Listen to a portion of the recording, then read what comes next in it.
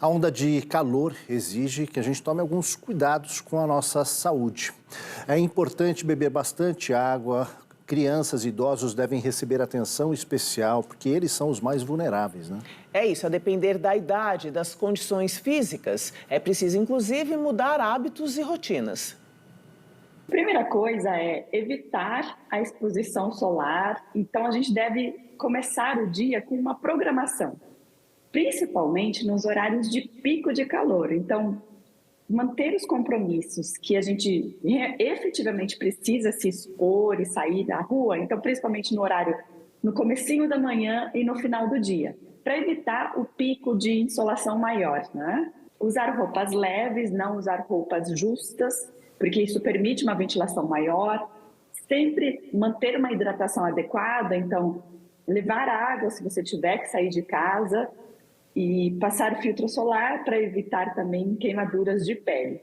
E sempre procurar locais frescos, com ar-condicionado, locais bem ventilados. E quando a gente pensa nas crianças, também é preciso um olhar mais atento para os cuidados com elas, não? Crianças e idosos são menos alertas para os sinais de desidratação, né? Principalmente idosos que às vezes já têm alguma alteração cognitiva, eles percebem menos os sinais de desidratação, que seriam sede, um suor excessivo, começar a urinar com menor frequência, né? Um adulto, ele consegue perceber isso com mais facilidade. E a gente deve priorizar alguns alimentos e, da mesma forma, evitar outros nos dias mais quentes? Isso. A gente deve preferir alimentação leve, uma alimentação de fácil digestão, né? E justamente evitar alimentos muito pesados, por exemplo, alimentos ricos em gorduras, aquele que a gente sabe que vai demorar um pouco mais para digerir.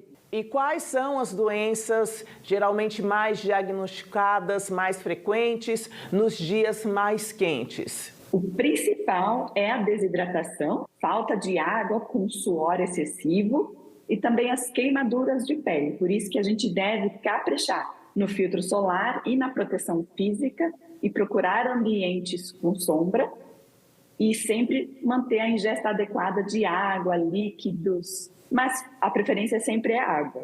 Você já adiantou os primeiros sinais, como muita sede, suor excessivo, mas o que devemos fazer ao notar esses sinais? Principalmente se a gente estiver cuidando de um idoso ou de uma criança, é oferecer líquidos frequentemente.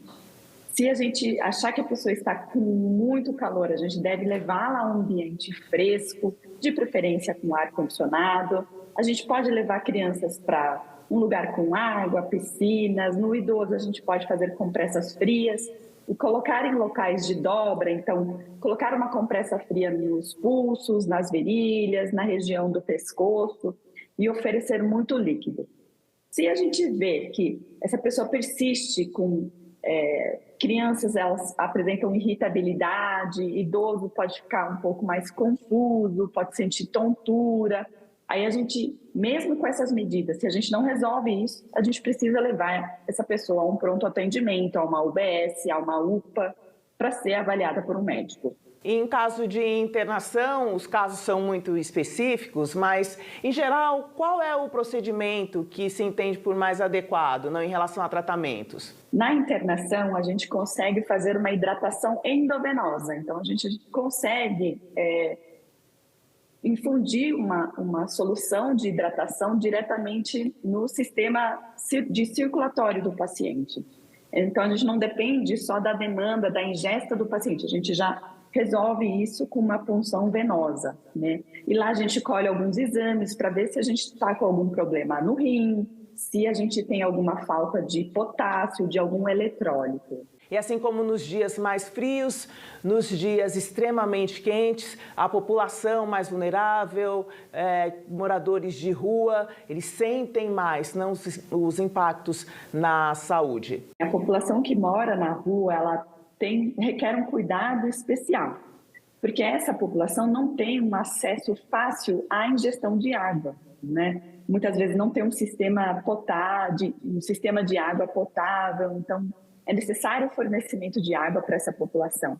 E elas também não têm um abrigo adequado. Muitas vezes elas ficam em lugares abafados, em que a gente não tem sombra. Então, sim, eles têm um risco maior de desidratação.